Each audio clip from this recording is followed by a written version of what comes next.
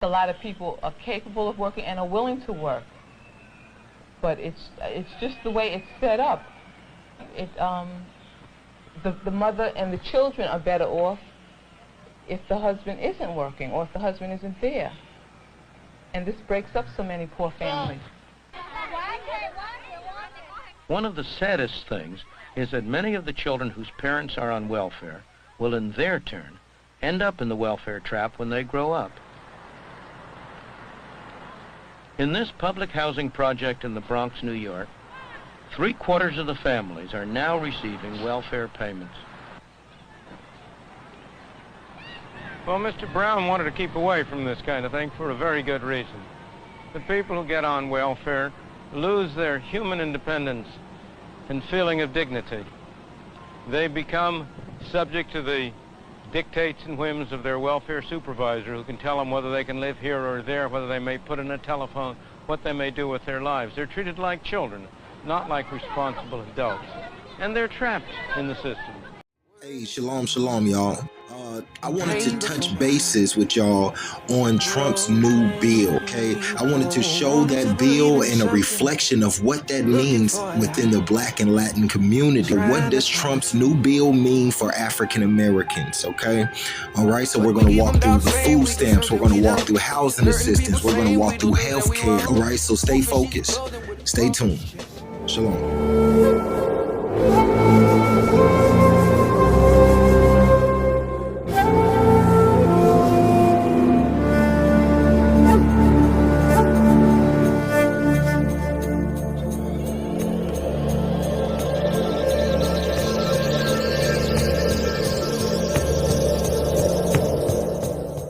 45 million Americans are living right now on food stamps. Hard to believe this is our country. We have lifted more than 6 million Americans off of food stamps, and we're getting off of welfare and back into the workforce, and they're so happy. Well, the Trump administration proposing a new rule that will close an expensive loophole and kick 3.1 million people off of food stamps. Well, this is about directing benefits to those who have demonstrated need by really vetting whether recipients of food stamps, have income or have assets. If they don't have what's needed, then yes, they continue to receive benefits. But for those who could be millionaires sitting on a lot of assets, or those who are lottery winners, it ensures that those people clear the way so that people who actually do have demonstrated need are able to get the benefits that they need. The money is coming from the federal government, but states kind of mete out the money to their residents. And what's happened is that states have used this loophole, around categorical eligibility to say, okay, you know what, we're just going to, because you're already receiving cash benefits through another welfare program, we're just going to say, you know what, go right on in and get food stamps as well. Well, that creates an opportunity for abuse and for fraud. This is a means of holding states accountable to say, you know what, before you extend food stamps to anyone, ensure that they have they meet certain requirements in terms of assets and in terms of income. It's very reasonable to ensure that people who have the assets that have assets don't need to be getting food stamps. Okay, so it would take that responsibility away from states, is what it would do. It will ensure that states are vetting the assets and income of people who want to get food stamps. And typically a family of three, they would have to earn less than $2,252 per month. That would be about $27,000 per year. But specifically, they also would be limited in what's called accountable assets, and that would include cash or money in the bank, like the amount of money that they save.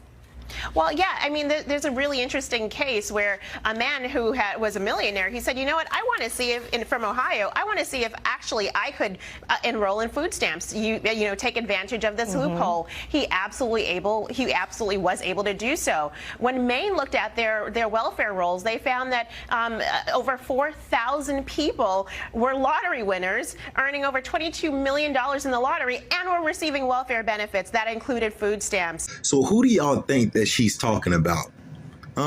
With all of these assets and still receiving state assistance, still receiving food stamps, Social Security. They got all this assets and all of this money in the bank. Who you think they talking about, huh? You know who they talking about, Caucasians. Caucasians lead in state assistance. Caucasians lead in receiving food stamps. And let's see what states they are applying this pressure to. Let's walk through here and see.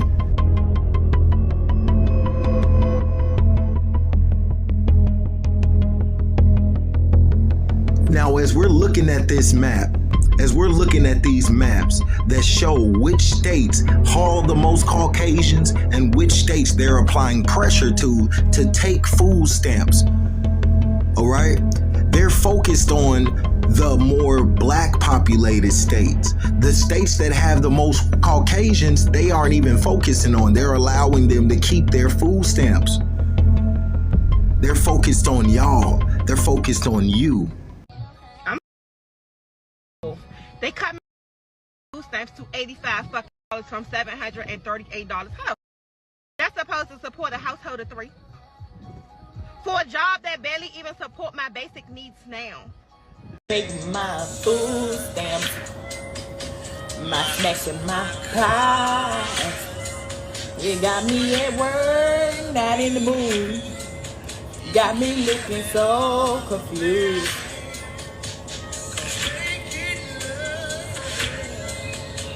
I don't sell drugs.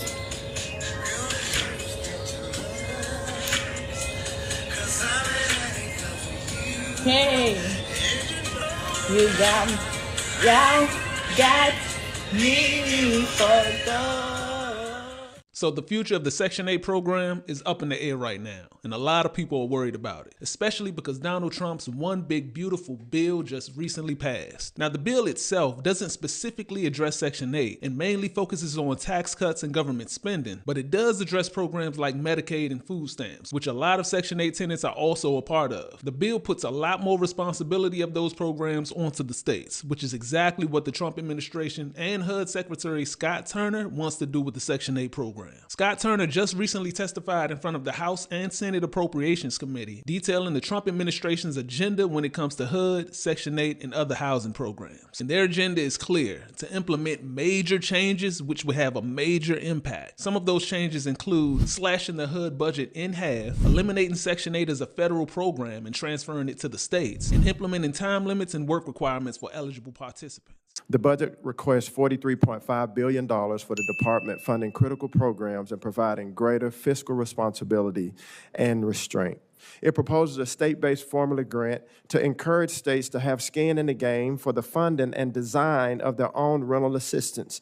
The budget also continued HUD's commitment to promoting economic independence around work requirements and time limits that will encourage able-bodied residents to move up and to move out of assisted housing. So one of the first things to know about this bill is that they want to save $186 billion by 2040.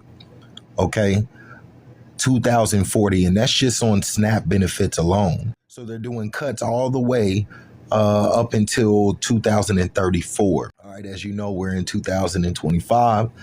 Okay, so for the next 7, 8, 9 years, they are going to be doing big cuts. All right, it's going to get really hard within the time frame of 10 years, really hard. So they're going to need to cut each year about something like that. Okay. All right. So what's this overall mean? This means that they're cutting down payouts of food stamps to about $146 per month. All right. So that means in all, I'll give you an example. In places like New York, 1.7 million people will lose benefits. Places like Pennsylvania, 1 million people, at least 1 million people in Pennsylvania will lose benefits. Now we're talking about healthcare, we're talking about SNAP benefits, we're talking about Medicaid. If you have children in between 14 and 17, all right, they're saying that they need to have a job. So they're going to encourage that.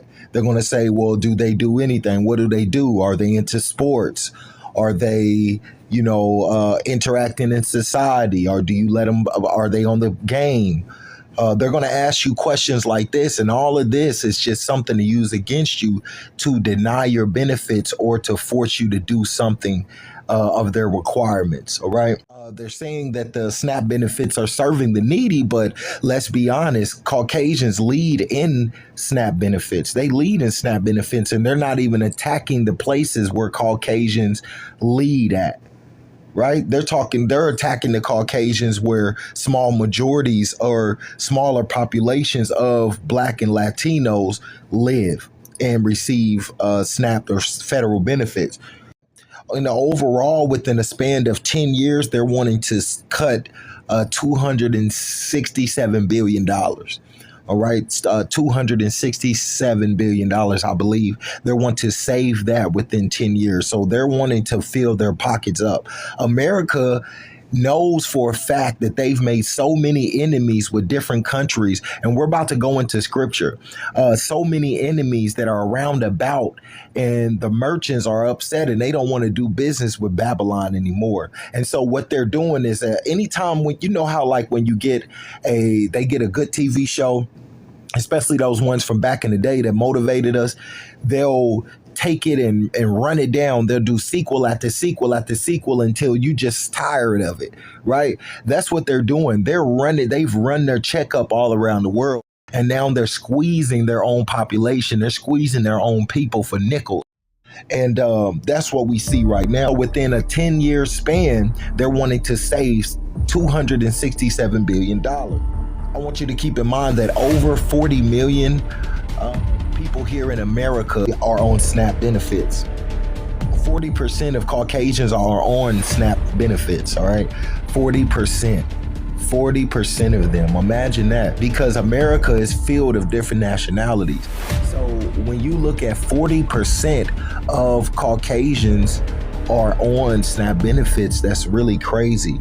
And the overall, when we look at the overall, 30% of Caucasians receive SNAP benefits, and that's throughout the whole United States. So with all of these ethnicities and different people that come here and are even already here that receive SNAP benefits, Caucasians, this small group of people, make up 30% of the overall recipients. That is really crazy, man. And as far as Black and Latino, they literally lead for over Black and Latinos in benefits. Okay. Speaking of, only 26.2, a little bit over that, so-called Blacks in America receive SNAP benefits. So I want y'all to really kind of see what's going on. You're going to see a lot of Caucasians getting mad and making videos about them losing benefits in these places that are mostly populated with Blacks. Making money on TikTok, and I drive a 2024 BMW. They have cut my food stamps from almost $4,000 a month down to $88 a month. They are telling me if I want a review that I have to sell my car. So you're telling me if you were on welfare, food stamps, cash assistance, Section 8, you can't drive a nice car? They are forcing me to sell my brand new BMW, or I lose almost $4,000 in food stamps. Not only that, they have taken my cash assistance totally away. They are telling me that Section 8 will no longer be paying 95% of my rent, only 10% of my rent. So I will have to pay a little over $400 a month now instead of $60 a month. It looks like the Doge got you too, boo. All right, because those are the places they're targeting. 17% of Hispanics receive benefits, all right? And it's amazing. It is amazing because they're literally still attacking us. They're attacking Black and Latin communities. And this right here is an attack. This is war. I want y'all to keep this in mind. This is war. These are the last days, and this is a tactic, a war tactic. Eggs have gone up. Eggs have gone up 250%. And I'll give you an example of that. In 2019, eggs were $1.40 and some change, $1.46. Here in 2025, eggs are $5 and 12 cents a dozen. $5.12 a dozen. That's not the only thing that's going up. Ground beef is going up 54%.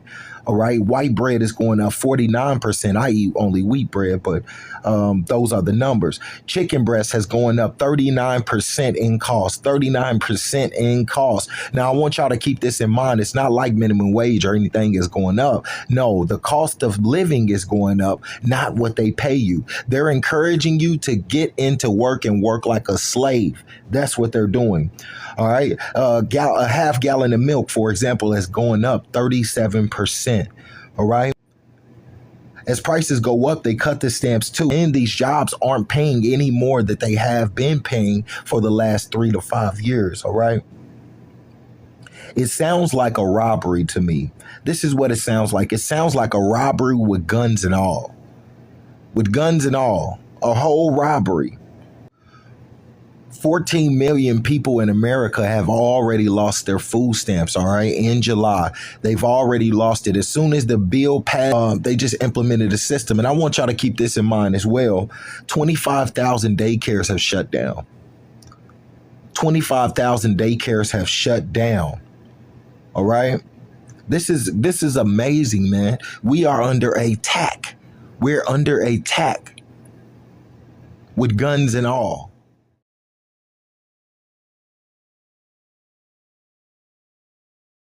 Our elder Daniel, he had a vision about Alexander the Greek, and he said that this damn devil would come. He said this devil would come, but the Lord would destroy him. So let's see real quick. Let's go to 20. Let's start at 20. Then shall stand up in his estate and rise of taxes in the glory of the kingdom, but within 3 days he shall be destroyed, neither in anger nor in battle. Right? So it predicted that Alexander the Greek would come and he would raise taxes. That's what Daniel said. And he said that he wouldn't die in battle, though he would fight many battles, but that's not how he would die. He would not die in anger or somebody who was on his side stabbing him up. They don't like his politics or something like that, right? No, he wasn't going to die like that. And up a vile person to whom they shall not give honor of the kingdom, but he shall come peaceably and obtain the kingdom by flatterers. Right? So somebody's going to come up and they're not going to care about the things or the values that Alexander the Greek believed in. Okay. They're going to have their own values. 1 Maccabees 1. Let's go there. This history begins when Alexander the Greek, son of Philip the Macedonian, marched from Macedonia and attacked Darius, king of Persia and Media. Alexander enlarged the Greek Empire by defeating Darius and seizing his throne. He fought many battles, capturing fortified cities, and put the kings of the regions to death. As he advanced to the ends of the earth, he plundered many nations. When he had conquered the world, he became proud and arrogant.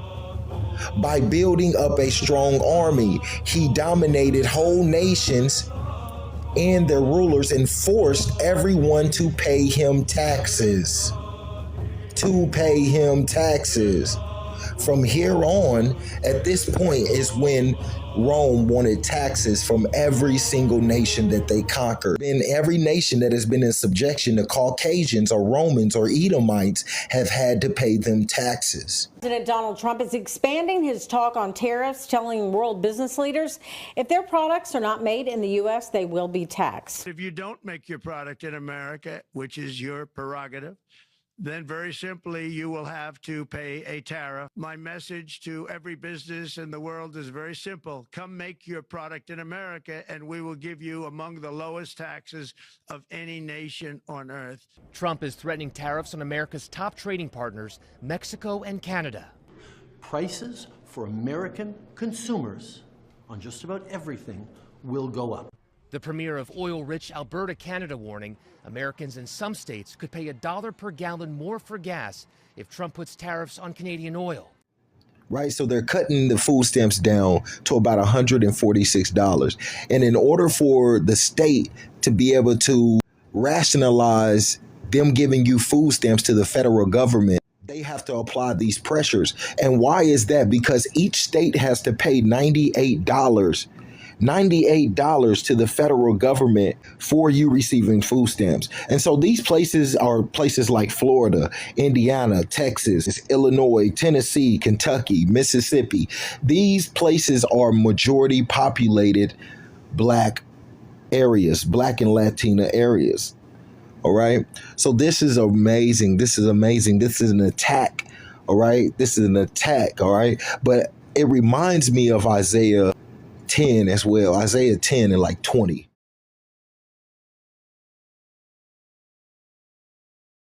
Isaiah 10.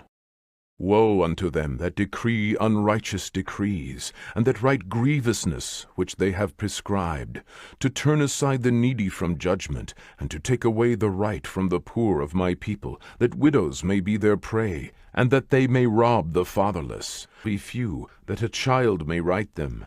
And it shall come to pass in that day, that the remnant of Israel, and such as are escaped of the house of Jacob, shall no more again stay upon him that smote them, but shall stay upon the Lord, the Holy One of Israel, in truth. The remnant shall return, even the remnant of Jacob, unto the mighty God. For though thy people Israel be as the sand of the sea, yet a remnant of them shall return. The consumption decreed shall overflow with righteousness.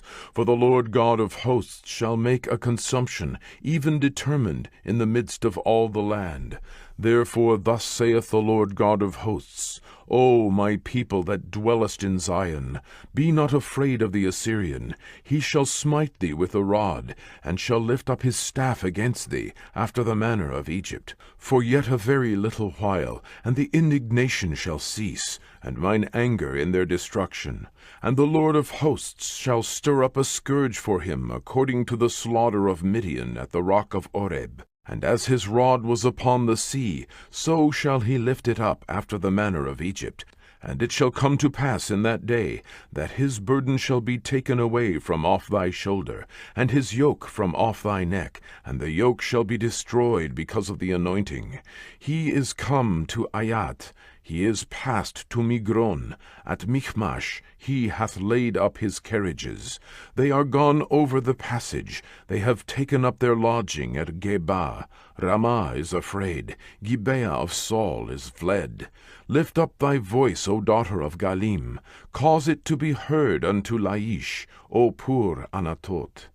Madmenah is removed. The inhabitants of Gebim gather themselves to flee. As yet shall he remain at Nob that day. He shall shake his hand against the mount of the daughter of Zion, the hill of Jerusalem. Behold, the Lord of hosts, shall lop the bough with terror, and the high ones of stature shall be hewn down, and the haughty shall be humbled. Maybe when people be like, girl, how you get food stamps? I wish I get food stamps. Better start lying. This lovely lady went on TikTok telling her followers to lie so they could qualify for food stamps. As you guessed it, it caught up to her. Her food stamps were cut off, and she now supposedly owes $35,000. Lady called me and said, ma'am, I said, yes, ma'am. She gonna say, what's your address? I said, ma'am, I don't have no address.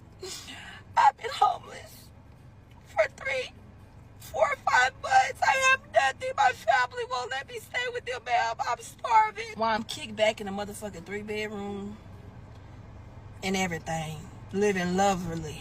Then she gonna say, ma'am, what's your job title? I don't say, ma'am, they won't hire me anywhere. I don't have no job. I've been putting application after application. It's just like nothing works. Yeah, that lady was on the phone. She said, ma'am, I'm so sorry for all of this that you're going through. She said, we just shipped your card out.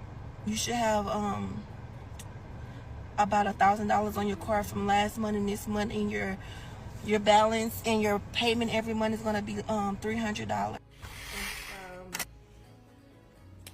That I got on TikTok telling y'all about the food stamps.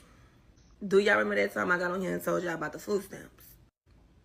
Why the fuck did they turn my food stamps off?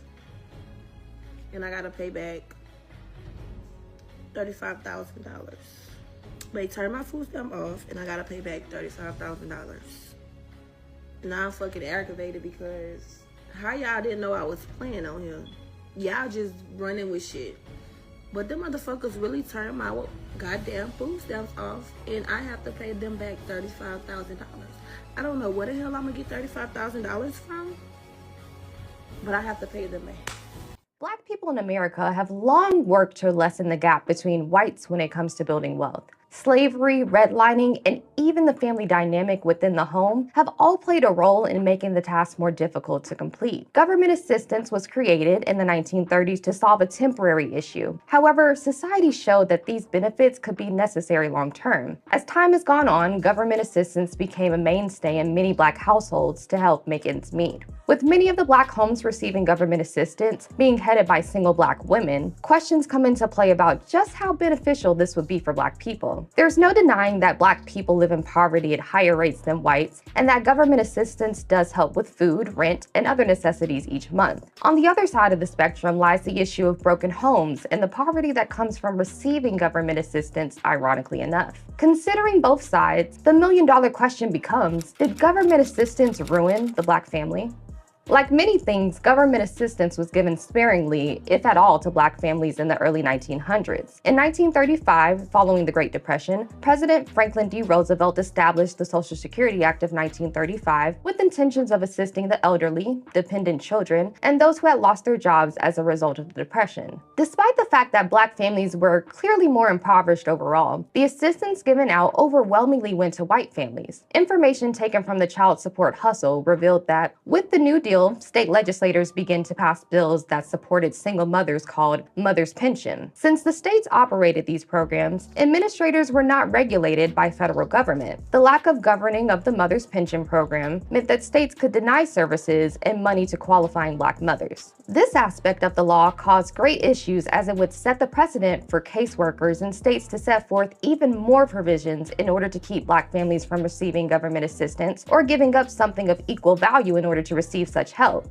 While the practice was illegal with no penalty for continuing it, the tactic became more common, allowing caseworkers to essentially control people's lives. Rules regarding a suitable home were enacted without giving Black people a clear idea of what that would entail. In the South specifically, Blacks saw great pushback when it came to receiving government assistance, with states posing stipulations that discouraged a complete Black family. Alabama is one state that stands out, as the state independently submitted a plan in 1964 about a substitute parent rule that would effectively harm Black families specifically. Aspects of the proposal stated that a child would have a substitute father, hereby disqualifying their home from receiving government assistance if a substitute father lives in the home with the child's mother for the purpose of cohabitation, if he frequently visits to cohabitate with the mother, or if he does not frequent the home but cohabitates with the child's natural or adoptive mother elsewhere.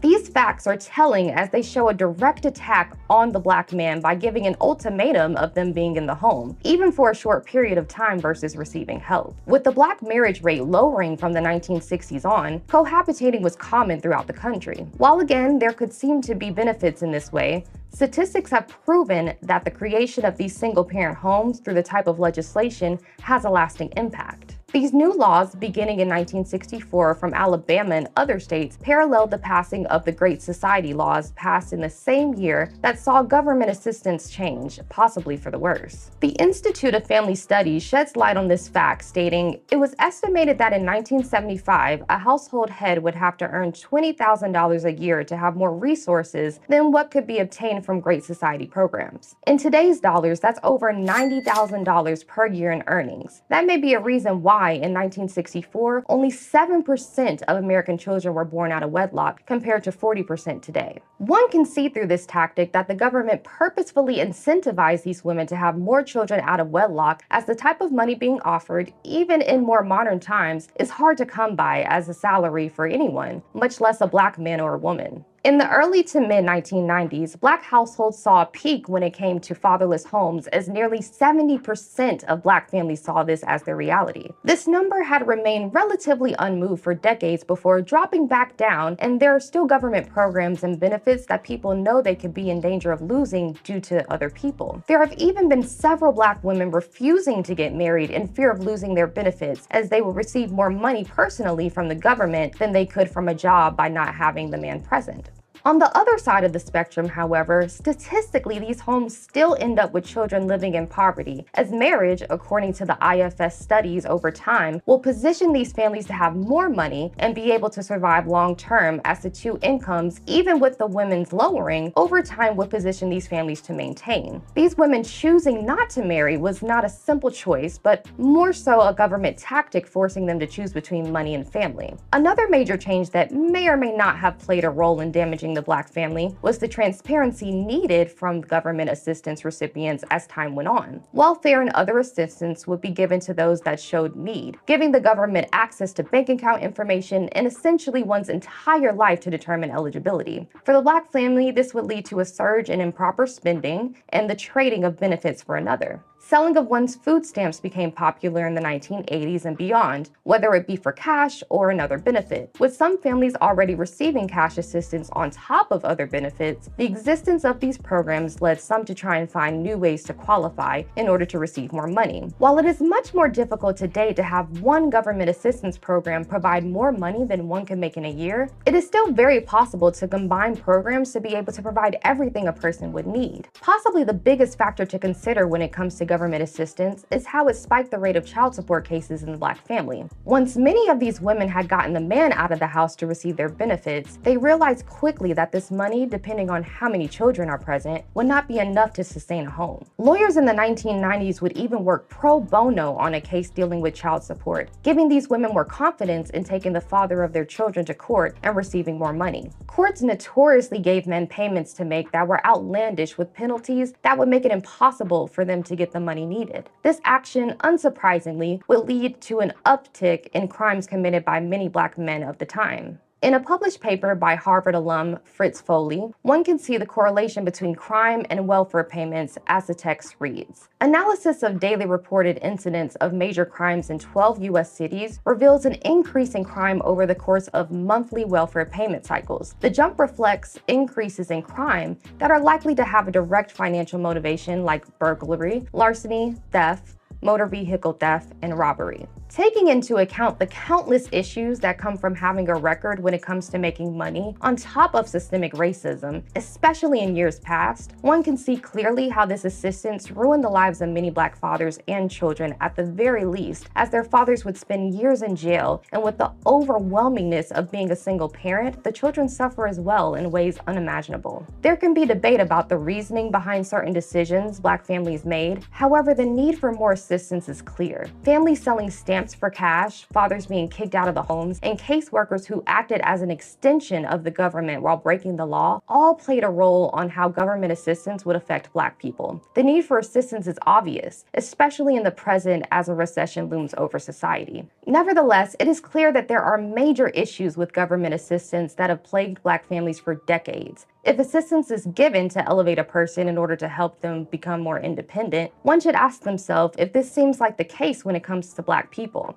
With a history of struggle and suffering despite this help, it may not be a foregone conclusion that assistance ruined the Black family, but many can argue it did little to help, as Black families today see nearly half of their homes without a father and are still financially trying to catch up in society.